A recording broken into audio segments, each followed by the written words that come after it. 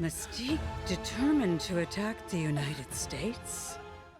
Holy crap, I just realized that the second season of X-Men 97 could have been completely different, and probably the finale wouldn't have been such a major disappointment. For starters, Bishop could have been the lead while Xavier could have been labeled as a traitor. I know that sounds mind-boggling, but it turns out there are some really spicy gossips that never left the boardroom meetings until now. As it so happened, Marvel fired the initial head writer and creator Bo DeMayo, who basically conceived the idea of a revival just 16 days before the premiere of Season 1 in March 2024. By this time, he had substantial plot points in mind for the second season, but the studio stated Mr. DeMayo was terminated in March 2024 following an internal investigation. Given the egregious nature of the findings, we severed ties with him immediately, and he has no further affiliation with Marvel. Allegedly, he was tied to some sexual misconduct incident, and though DeMayo denied everything, his original version for Season 2 was butchered. The issue has now headed towards the courtroom, but DeMayo has shared some of his ideas for Season 2, and trust me, if they were incorporated into the show, the second season of X-Men 97 could have been epic. However, when Matthew Chauncey took over and revised DeMayo's scripts, he did keep the basic structure, but snipped out multiple storylines. But hey, I have managed to find most of them, and here goes the list of all the erased plot lines that could have changed the very trajectory of X-Men 97 and made it feel closer to the comics. You can apologize to it later. We gotta get the X-Men back to the 90s. Bishop could have gotten the spotlight. Whenever I dig through the X-Men comics, I always realize just how goddamn cool Bishop is. In fact, he is also extremely powerful, with the ability to absorb and project energy. However, Bishop's role in the world of mutants dwindled once his major storyline involving the future traitor and Onslaught was resolved. And ever since, he has been one of the most criminally underrated characters in X-Men, and DeMayo had planned to make him as important as Cyclops. He was supposed to return from the future upon learning that an X-Man was about to betray the team, and then the show would take a noir investigative tone. Interestingly, there are also some Season 2 materials which depicted Bishop as the person organizing the Rescue X-Men, with a board of potential recruits, and guess who were on his list? Shadowcat and Colossus, and though the latter popped up in this season, we did not get to see Kitty Pryde. Polaris would have been Bishop's femme fatale. Though Polaris and Bishop did not have any such romantic relationship in the comics, DeMayo planned to make things messier by making her Bishop's love interest and turn her into a classic femme fatale. That would have added much more complexity to the story and Bishop's struggle to discern whether she was actually helping his detective work or quietly sabotaging. DeMayo even took to his social media to say that he had cast Neve Campbell as Polaris's voice, and when the actor denied any such connection, he further claimed, saying, "Incorrect. I cast her as Polaris in Season 2 of #X-Men 97. She does amazing work bringing something new, and it felt right to have a 90s icon pick up where Lorna's story was left in cold comfort." However, we all have noticed how Season 2 shows a flirtatious chemistry between Bishop and Polaris, which again confirms that the showrunners did not absolutely do away with DeMayo's ideas. Though this season did portray Bishop as the savior who found the time-displaced X-Men, and there were stolen glances between him and Polaris, neither did Bishop become the center of the show, nor did their relationship develop fully. The investigation would have exposed Xavier as the real traitor. DeMayo had planned a hell of a bombshell for us where Bishop's investigation would have led him to Charles Xavier himself. In the original Uncanny X-Men comic story, Bishop initially thought that Gambit was the one betraying the team, but in issue 1 of Onslaught X-Men, he learned the truth. In this issue, Jean revealed that we should have never trusted that there were no after effects from Professor Xavier shutting down Magneto's mind. And that's how the seed was sown for Onslaught's birth, because after Xavier used his telepathy to shut down Magneto's mind, he unknowingly absorbed Magneto's darkest emotions and aspects of his psyche. Those elements came together with Xavier's own repressed darkness and eventually formed Onslaught. And Bishop finally realized that the traitor from his future was connected to Xavier. This could have directly tied Bishop's comic history, but it did not find a place in Season 2, and we did not get Onslaught's debut. He posted, Yep, pretty sad. Season 2 is also only 9 episodes because of this, and them canning my Onslaught/AOA finale. Storm would have taken over the Xavier Institute. DeMayo revealed way back that his plan for X-Men 97 was to make Storm and Cyclops the central characters. Coming to Storm, he had big plans for her. Apparently, she was supposed to take on a much more administrative role in the second season, and even became the director of the Xavier Institute. Putting Storm on such a high pedestal would have created enough scope for this season to explore the parallel between her and Cyclops' leadership and his role of leading the X-Men into the field. And that would have been so damn interesting. See, Cyclops would have been the responsible one as the X-Men's field commander, but it would be Storm who would have shaped the next generation of mutants, and that would have established her as someone much more important than just a member of the team waiting for their next mission. But Cyclops' leadership would have been significant too, because supervising director Jake Castorena said, "Bo gave us a really good script, and a really good scene, and a really good epic moment that makes you go, that's why Cyclops is the leader of the X-Men." The season did give us Storm rescuing and protecting the future recruits, and Xavier even promotes her to be the head mistress of the Xavier Institute, but she never really becomes the authoritative figure that DeMayo had in mind for her, and neither her leadership gets a mention to that of Cyclops. So yeah, you can see fragments of Storm from DeMayo's original framework, but the show never delved deeper to bring her to a point where she owns it. Xavier would have become increasingly radical. If Professor Xavier had walked down the path DeMayo had written for him, then he would have become much more radical.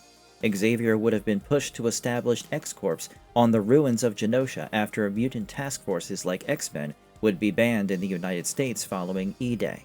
However, this X-Corp would have become increasingly miniaturized and give us a glimpse of changes in Xavier's behavior. DeMayo explained, Xavier begins to militarize his dream, moving them away from being heroes. Over time, he would become so defiant that Xavier would defy the UN, start X-Corp, and militarize his team. And we could all sense the grief and secrets Xavier was carrying, and comic readers were basically waiting for the moment when Xavier's truth would be revealed, but no. All the storylines seemed to dissolve too quickly. His radicalization was watered down, but once again you could spot DeMayo's skeletal structure behind his characterization because he was still making questionable decisions. However, his buried secrets were ultimately linked to the creation of Danger, but the show never even came close to framing him as the season's real traitor. Even X-Corp felt more like a new status quo for the mutants rather than a sign of Xavier becoming increasingly confrontational. You see where this is going, right? The big final reveal, which was cut. Let me tell you more about it in the next entry. Onslaught would have taken over Xavier. In the same discussion, DeMayo clarified that he would build towards an eventual exposure where we would have learnt that Onslaught was slowly gaining control of Xavier, which would have caused him to abandon the very ideals he had spent his entire life preaching. DeMayo stated, "Remember how Xavier says to Magneto at the top of 10 how these waters represent the anger and pain you carried all these years? My idea was that Xavier was being infected all along in 10 via osmosis, and deaf when you see them pulled under." Yep, his idea was to show that Xavier had been infected by Magneto's psyche through osmosis right at that moment. The X-Men would not realize what had happened until Onslaught finally revealed himself at the end of episode 9. If we were to see this episode, DeMayo's vision would have been somewhat similar to Cassandra Nova's psychic invasion of Xavier's mind. He said, "When the X-Men realize this, and Onslaught reveals himself at the end of episode 9, they don their classic 90s costumes again and return to being heroes as they lead the Avengers, X-Factor, and X-Force against Onslaught as he steals S.H.I.P. from the OG's obsession from Apocalypse and unleashes it on Washington, D.C. during Graydon Creed's inauguration." Polaris would have accidentally created the Age of Apocalypse. DeMayo posted, "My version was dark and gritty. The exact opposite is happening. They wanted it to be more kid-friendly and focus more on the school when I wanted to take the X-Men into space and AOA. They're doing damage control. So basically, if we did get episode 10, we could have seen Polaris traveling back in time, particularly to the point where the famous meeting between a young Xavier and Magneto takes place. She hoped to kill Magneto before the events would one day create Onslaught, but her attempt would backfire in the worst possible way. How? Instead of killing Magneto, Polaris would have involuntarily caused Xavier's death, which would have altered the very history of the mutant kind. And the consequent result would be a rewritten reality, the Age of Apocalypse. In fact, DeMayo clarified that his plan was to put Season 3 in the Age of Apocalypse timeline, and he would have drawn some ideas from the Dark Angel in Uncanny X-Force. As far as Polaris is concerned, I was happy to see that she was getting the much-deserved recognition when the episode Danger EXE dropped. She does a great job confronting the now sentient Danger Room and dealing with her connection to Magneto, but her story moves so damn quick that the emotional consequences barely get any time to sink in. Bishop would have been trapped in the wrong timeline. Okay, this one stings really bad because Season 2 was supposed to end on a massive cliffhanger, where we would have seen Bishop in a totally different reality after Polaris' mess-up. The time-traveling X-Man would have realized that something was very wrong, and it was supposed to be Gambit who would have broken him out of prison. The two would be then forced to flee. Wait for it. An evil version of Cyclops. Bro, that would have been one of the best sequences in this series. Ugh. Wait, there's more. Reportedly, the chase sequence DeMayo had planned was inspired from the Darth Vader corridor sequence in Rogue One. The Sheldon in me is weeping right now. This very timeline would have acted as the foundation for the third season, and this is when Bishop would be tasked to restore the original reality. Gambit, Kitty Pryde, and Iceman would have had much bigger roles. One of the things that annoyed me the most about the ending of Season 2 was how suddenly Gambit's arc was resolved. It felt like someone hammered a piece to complete a jigsaw puzzle. Well, we wouldn't have been complaining about this if DeMayo's original plan was followed, because he intended Gambit to be one of the major players in Season 3 during the Age of Apocalypse storyline. In this version, Gambit would have been recruited by Magneto to assemble a team and steal the Macran crystal, and that would have given him a much more substantial role in the alternate reality. The writer had also indicated that Shadowcat and Iceman would have been given larger roles alongside Bishop as the X-Men tried to navigate their way out of the Age of Apocalypse timeline. He tweeted, "No, I follow a model taught to me by Julie Bleck. You rotate out the characters each season, and the third would have been Gambit's. Sure, Gambit found quite a pivotal place in Season 2 with Apocalypse taking over him and Rogue finally saving him. But if you think about it, the entire season revolved more around the idea of mercy, especially when Rogue argued that survival can be sought through love instead of domination." DeMayo said that it was basically supposed to be like Ocean's 11 in space. Shadowcat was supposed to have a prominent role. I already mentioned that of the two candidates in Bishop's list, only Colossus made it into Season 2, but Shadowcat's role was not mentioned in passing by DeMayo. He had actually chalked out the entire plot of how she would be introduced and look like. In the release pages from the alternate ending that DeMayo co-wrote with Anthony Solitti, there is a detailed picture showing Kitty Pryde appearing alongside Colossus. She would have retained her alien dragon Lockheed and was supposed to be portrayed in her 20s. The script even described her as having bushy brown hair and Valley Girl spunk. The scene where she would have come in was pretty solid too. Kitty and Colossus would have arrived looking for the X-Men, where Shadowcat would have initially mistaken Forge for a henchman. However, soon she would realize that the problem was not where the X-Men were. Rather, it was about when they were, as in which timeline. Shadowcat would have then suggested that Forge build a time machine and set up the rescue mission. If you notice closely enough, her image did appear on Bishop's board of potential recruits for the rescue team in Season 2. Nightcrawler wasn't supposed to sacrifice himself for Rogue and Gambit to be together. Oh dude, my heart sank when Nightcrawler was killed off in this season of X-Men 97. In the released finale, we learned that while Rogue had promised Isan her own life in exchange for the celestial power needed to save Gambit, Kurt has secretly made another bargain. He had actually offered himself up in his sister's place, and it was so annoying to see Nightcrawler being used as a pawn to resolve the Rogue and Gambit storyline, for the two lovers to finally reunite. However, this was apparently not how DeMayo wanted their story to unfold. In fact, he had previously pushed back against the idea of killing Nightcrawler, simply because the show needed to clear the path for Rogue and Gambit. DeMayo argued that Gambit's original sacrifice during the Genosha massacre had its own emotional depth and that it should be kept in show. But I guess he was right when he said that X-Men 97 was forcefully toned down to become a show kids can enjoy. I hated it. I mean, Kurt is the only one who got the least screen time, after barely appearing in the original 90s show. And then they finish his role like this? This was absolutely horrible. The Age of Apocalypse was replaced by a political conspiracy. Ideally, the finale was supposed to send X-Men into the Age of Apocalypse, as I had mentioned, but the one we got, though not exactly fulfilling, can take Season 3 into interesting directions. So, what did we get? Braden Creed became the President of the United States, and it was revealed that Valerie Cooper was shot, allowing Mystique to take her place and operate from inside the administration. Now, this might take Season 3 into some juicy plotlines, because there's the looming question of whether Mystique is actually trying to protect mutant kind from within, or is she secretly rebuilding the Brotherhood and manipulating Creed for her own agenda? The Brotherhood revival idea has some genuine base because we did see Blob, Pyro, and Toad in her files. That means Season 3 can potentially be built on a rising political tension instead of a reality altering, and to be honest, the political narrative worked out pretty well in Season 1. If this actually happens, then the ideological conflict between the different mutant factions can gain a lot of traction. See, we already had X-Force and X-Factor operating on opposite sides. While Cable is ready to accept the precautionary force, X-Factor continues working under government authority.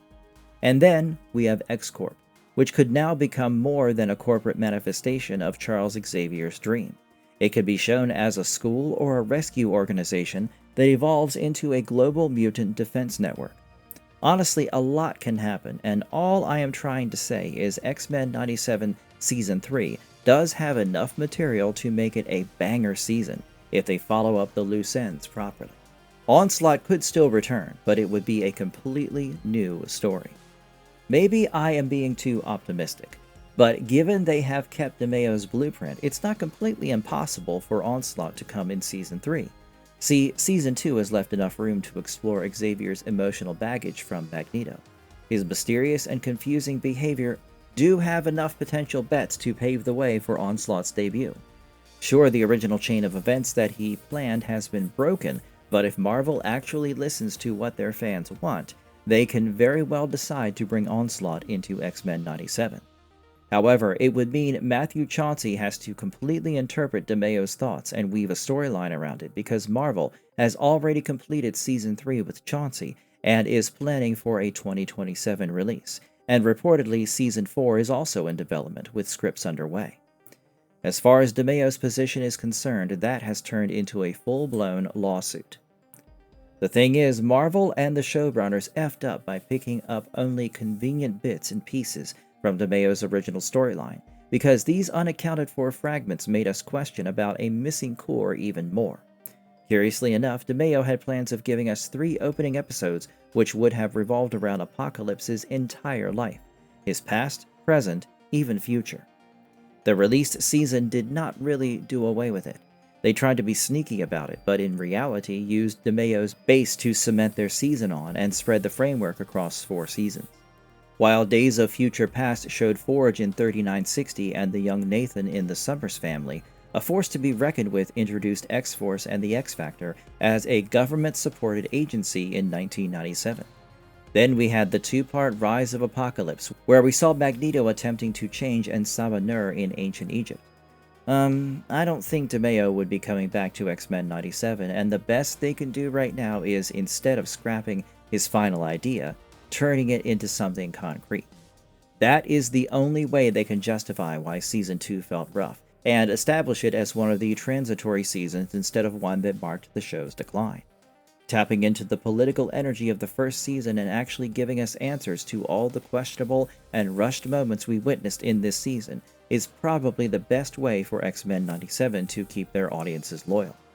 Honestly, it sucks really bad to realize that the show could not reach the creative heights it had the ability to. Anyway, at this point, I just want them to account for Nightcrawler's controversial sacrifice in the next season. Do let us know your thoughts about what X-Men 97 Season 2 could have been if DeMayo had the reins. And if you liked this video, don't forget to like, share, and subscribe to our channel. I'll see you in the next one. Bye!